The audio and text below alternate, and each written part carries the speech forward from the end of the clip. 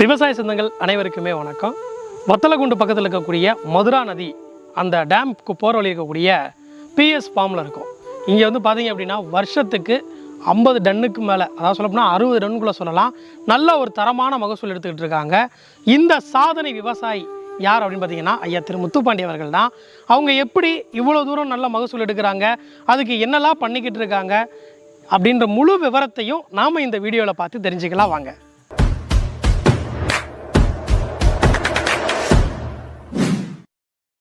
ஐயா வணக்கங்கய்யா. வணக்கங்கய்யா.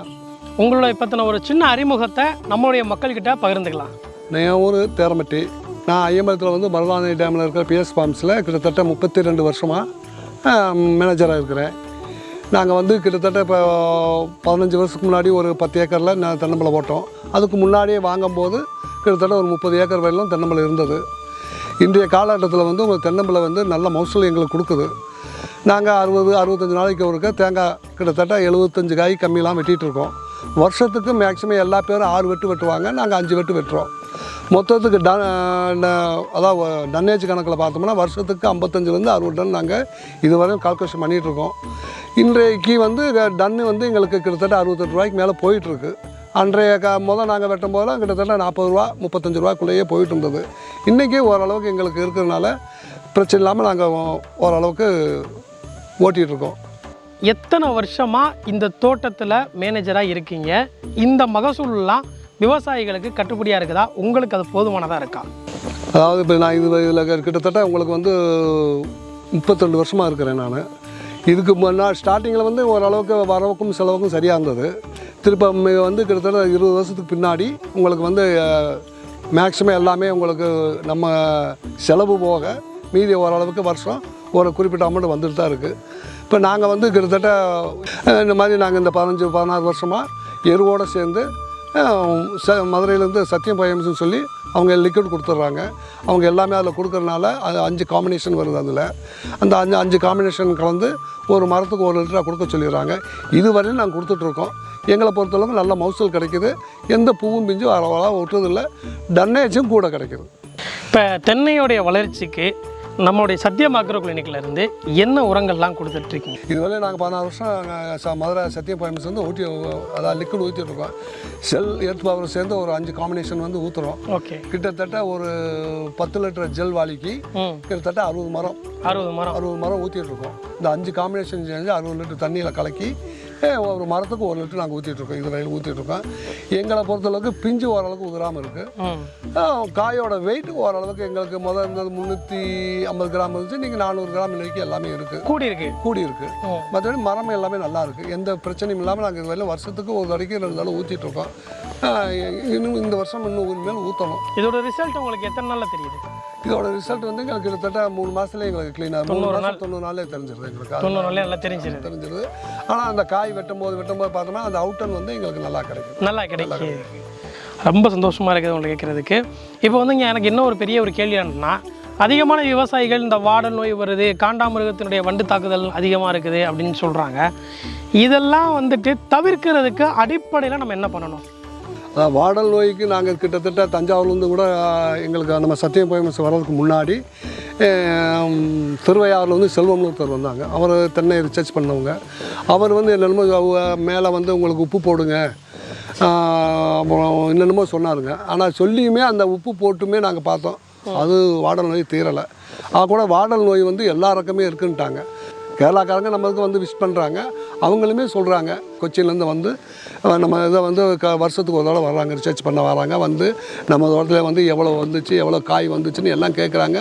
கேட்டதுக்கு நாங்கள் அவங்கள்ட்ட ஆஃபீஸர்கிட்ட நானே கேட்டதுக்கு வந்து வாடல் நோய் மேக்ஸிமம் வந்து இதுவரை இன்னும் மருந்து கண்டுபிடிக்கலைங்க. ஆனால் சில பேர் மோனோகோடாபாஸ் கட்டுங்க, அதை கட்டுங்க, இதை கட்டுங்கன்றாங்க. ஆனால் கட்டினா வந்து ரெக்கவர் ஆகலை அப்படின்னு நான் அவங்ககிட்ட சொன்னேன். அவங்க அப்படிங்களா அப்படின்ட்டு மட்டும் போயிட்டாங்க. இப்போ இந்த காண்டாமிருகம் சொன்னேன் இல்லையா, இந்த காண்டாமிருகத்தோட வந்து எப்படி இது பண்ணுறதுக்கு நம்ம பண்ணுறது? அதாவது உங்களுக்கு தென்னம்பிள்ளை வந்து நம்ம ஒரு வருஷம் வரலையும் எந்த ஊட்டச்சத்து நீங்கள் கொடுக்க வேண்டியதில்லை. நார்மலாக தண்ணி கட்டினா போதும். ஒரு வருஷத்துக்கு முன்னே நீங்கள் எரு கொடுக்கணும் அப்படின்னா ஆட்டு எருவாக இருந்தால் தூள் பண்ணி கொடுக்கலாம். இல்லை நம்ம மாட்டுச்சாணம் கொடுக்கணும் அப்படின்னா பச்சையாக இல்லாமல் அதையும் தூள் பண்ணி கொடுத்துட்டு கிட்டத்தட்ட 10 கிலோ நீங்கள் மாட்டு உரம் போடுறீங்க அப்படின்னா 1/4 கிலோ யூரியா கண்டிப்பாக அதில் போட்டிங்கன்னா தான் அதோட சத்தை அதுக்கு எடுத்து கொடுக்கும். இது வந்து உங்களுக்கு 2 வருஷம் நீங்கள் கொடுத்தீங்கன்னா 3ஆவது வருஷம் வரும்போது உங்களுக்கு குருத்து ஓரளவுக்கு தூரில் கட்டி குருத்து மேலமுன வந்துடும். அப்போ அந்த குருத்துலேருந்து கீழே இருக்க 3 மட்டைக்கு இடசந்தில் சில பேர் வந்து அந்த அப்போ வந்து எறும்பு பொடியும் மணலும் போட சொன்னாங்க. இங்கே அதை காட்டிலும் இப்போ வந்து அந்துருண்டைன்னு சொல்லி நம்ம வீட்டுக்கு பயன்படுத்துகிற அந்துருண்டை இருக்குது. அதை நீங்கள் போட்டிங்கனாலே போதும். நான் இதை வந்து 96 வந்து நாங்கள் போட்டிருக்கோம். 96 போட்டிருக்கோம். போட்டு தான் அந்த எங்களுக்கு அந்த கண்டே ஓரளவுக்கு எதுவுமே சாகாமல் கிட்டத்தட்ட நாங்கள் 2700 மரத்தில் சாகாமல் ஒரு 4 மரம் 5 மரம் ஏதாவது போயிருக்கோம். ஆனால் மேக்ஸிமம் கண்டுங்கிறது 2700 இது வரையும் சாகாமல் ஓரளவு கொண்டு வந்துட்டோம். ஆனால் கொண்டு வந்தாலும் இப்போ இந்த வாடகை நோய் தான் எல்லாத்தையும் இருக்குது. அது எல்லாருக்குமே இருக்குன்னு வர ஆஃபீஸர் கூட சொல்கிறாங்க. இப்போ அதே மாதிரி வட்டப்பாத்தி அமைக்கிறாங்க. இந்த வட்டப்பாத்தி அமைக்கிறவங்களுக்கு நம்ம வந்து காஞ்ச சருகு இலைகளெல்லாம் நம்ம நிறையா போடுவோம். தென்னஞ்செருகளோட இலைகள்லாம் நம்ம போடுறோம் இல்லையா? அவசியமாக அதுக்கு நம்ம மூடாக்கு பண்ணணுமா? அதான் தென்னஞ்சோவை போடுறது வந்து அவங்க ஈரம் காக்கிறதுக்காண்டி போடுறாங்க. அது ஒரு வகைக்கு நல்லது. இது இல்லாமல் உங்களுக்கு வந்து மஞ்சும் போடுறாங்க, தென்னை மஞ்சும் போடுறாங்க. அது ஒரு சிலர் போடுறாங்க. ஆனால் நாங்கள் கேள்விப்பட்ட அளவுக்கு தென்னை மஞ்சு போடுறது சில ஏரியாவில் வந்து மரத்தையே கெடுத்துருதுன்னு சொல்கிறாங்க. அது எந்த அளவுக்கு உண்மைன்னு நமக்கு தெரியாது. ஆனால் போட்டிருக்காங்க. போட்டதில் மரம் ஒரு சில மரம் நல்லாயிருக்கும், ஒரு சில மரம் அதுவும் இதாகிடுது உங்களுக்கு. அதான் தென்னை மண் தூள்னா அப்படியே உங்களுக்கு தூள் மாதிரியே இருக்கும். அப்படியே தூள் இருக்கும். இன்றைக்கி அதை ஏதோ பரிசோதனை பண்ணுறாங்க. ஆனால் இப்போதைக்கு அதை போட்டால் அந்த ஈரங்காக்கிறதுக்காண்டி போடுறாங்க. ஒரு சில மரங்கள் நல்லா இருக்கும், ஒரு சில மரங்கள் அதை அவாய்ட் பண்ணிடுது. நம்ம ஒன்றும் செய்ய முடியாது. அதனால் ஒன்றும் செய்ய முடியாது. இப்போ அதே நேரத்தில் வந்து பார்த்திங்கன்னா இப்போ மகசூல் அப்படின்னு எடுத்துக்கிட்டோம்னா எந்த ஸ்டேஜ் வரும் பொழுது இவ்வளோ மகசூல் நம்மளுக்கு தயாராக இருக்குது அப்படின்ற ஒரு கணிப்பு எப்படி சொல்ல முடியும்? தென்னை நீங்கள் நிறுத்தி அதான் இப்போ நம்ம ஏரியாவில் வந்து உங்களுக்கு குட்டை நட்டை தான் நிறுறாங்க. மேக்ஸிமம் 5 வருஷத்தில் பாலை ஓடும்னு எல்லாமே நாங்கள் நானே கண்டு வாங்கி கொடுத்துருக்கேன். ஏகப்பட்ட பேர்த்துக்கு நாங்களே எங்கள் சொந்தக்காரிலேருந்து ரிலேட்டிவ் எல்லாத்துக்கும் வாங்கி கொடுத்துருக்கேன். நாங்கள் வாங்கி கொடுத்த கண்டில் கிட்டத்தட்ட 4 வருஷம் இல்லாட்டி 3.25 வருஷத்துலேயே பாலை ஓட்டுறது உங்களுக்கு. 4 வருஷம் இல்லை 3.25 வருஷம் பாலை ஓட்டுறது. ஆனால் மேக்ஸிமம் எல்லாமே 4 வருஷத்துக்கு மேலே தான் பாலை ஓடுவாங்க. அந்த நம்ம 1 வருஷத்துக்கு கழித்து கொடுக்குற ஊட்டச்சத்து தான் நமக்கு அந்த பாலையாக வர்றது. 1. 2வது வந்து உங்களுக்கு நம்ம நல்ல மகசூல் எடுக்கணும் அப்படின்னா 6-7 வருஷம் ஆயிரும். ஆனால் நம்ம 5வது வருஷத்தில் இளநீ கொடுக்கலாம் செய்யலாம். அதிக மகசூல் வேணும்னா 6 to 7க்கு மேலே தான் நம்ம தடவை காயின்னு வெட்டணும்னா 7 வருஷம் ஆயிரும். மற்றபடி இளநீ கொடுக்கணும் அப்படின்னா நீங்கள் 5 to 6லேயே இளநீ கொடுக்கலாம். இப்போ நீங்கள் வருஷத்துக்கு வந்து பார்த்தீங்கன்னா 60 டன் வரைக்கும் நம்ம காய் எடுப்பீங்க, மகசூல் எடுக்கிறீங்க. அது எப்படி எடுக்கிறீங்க? அதான் உங்களுக்கு வந்து நமக்கு வந்து மரம் வந்து கிட்டத்தட்ட 2000 மரம் இருக்கும் உங்களுக்கு. 2000 மரத்தில் ஒரு வருஷத்துக்கு 5 வெட்டு வெட்டுறோம் நாங்கள்.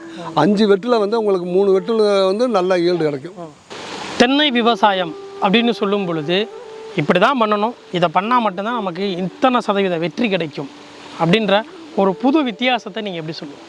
அதான் மேக்ஸிமம் வந்து இன்றைக்கி தென்னை மரம்ங்கிறது வந்து எல்லாமே இன்றைக்கி அதாவது ஈஸின்னு கிடையாது உங்களுக்கு. அதை கரெக்டாக பராமரித்தோம்னா நல்லாவே இருக்கும் உங்களுக்கு. அதான் அதே மாதிரி உங்களுக்கு வந்து ஒரு ஏக்கருக்கு வந்து இத்தனை தென்னம்பிள்ளைன்னு போட்டிங்கன்னா தான் ஈல்டு வந்து உங்களுக்கு நல்லாயிருக்கும். இப்போ ஒரு ஏக்கருக்கு வந்து உங்களுக்கு 85 மரம் மேக்ஸிமம் போட்டால் போகணும் நமக்கு. அது நீங்களாக வந்து சில பேர் 100 மரம் போகிறாங்கிறது வந்து எங்களை பொறுத்தளவுக்கு அது சாத்தியப்படாது. அப்போ 85 மரம் போட்டீங்க அப்படின்னா இன்றைக்கி 100 காய் கவர்மெண்ட் ரேட்டுக்கு 100 காய் காய்க்கிறது ஈஸியாக நம்ம எடுக்கலாம். எடுத்தா அப்படிங்கும்போது உங்களுக்கு வருஷத்துக்கு வந்து ஒரு மரம் வந்து இவ்வளவு இருக்குன்னு ஒரு கணக்கு. அப்போ இன்றைய விலைக்கு வந்து அன்றைக்கி நாங்கள் 95 to 2000 இருந்த விலைக்கும் ஏகப்பட்ட வித்தியாசங்கள் இருக்கிறது. அதனால் அன்றைக்கி வந்து 2 ரூபா 2.30 தான் நமக்கு வந்து காயோட ரேட்டே. இன்றைய ரேட் வந்து காய் வந்து உங்களுக்கு கிட்டத்தட்ட 26 வந்து 30 ரூபா போகுது. 30 ரூபாய்க்கு போகுது. இந்த 15 வருஷத்துக்குள்ளே இவ்வளோ ஏறிச்சு உங்களுக்கு. அதனால் உங்களுக்கு தென்னை மரத்தை நம்ம சரியாக பராமரித்தோம் அப்படின்னா உங்களுக்கு ஈஸியாக அதான் நம்ம கொடுக்குற எரு மற்ற லிக்விடு எல்லாம் சேர்த்து கரெக்டாக நம்ம வருஷத்துக்கு ஒரு தடவை கொடுத்தோம் அப்படின்னா அதோட பலனை வந்து நம்ம க்ளீனாக ஒரு வருஷத்துக்கு அந்த 5 வெட்டில் நம்ம ஈஸியாக கணக்கு பண்ணி கரெக்ட் பண்ணி விட்டுடலாம். ஒரு பழமொழி ஒன்று ரொம்ப எழுதி போட்டவர் தான், பிள்ளை தருகிறானோ இல்லையோ தாகம் தீர்க்க தண்ணீர், கண்டிப்பாக வீட்டில் ஒரு தென்னை மரம் வையுங்கள், தென்னை தரும் நமக்கான தண்ணீர் அப்படின்னு பழமொழி இருக்குது. இந்த வீட்டில் வைக்கக்கூடிய தென்னை மரத்தை நம்ம எப்படி பாதுகாத்து அதில் நம்ம ஏதாவது லாபம் பார்க்க முடியுமா, மதிப்பு கூட்டுதல் பண்ண முடியுமா? நீங்கள் வீட்டில் தென்னை மரம் வைக்கிறதுனால தப்பு ஒன்றும் கிடையாது. அந்த தென்னை மரம் வைக்கிறது வந்து நீங்கள் வந்து கழிவு நீரில் வந்து அதை பண்ணலாம். ஆனால் அந்த தண்ணியுமே உங்களுக்கு எப்பயுமே லிமிட்டாக இருந்தால் போகும்.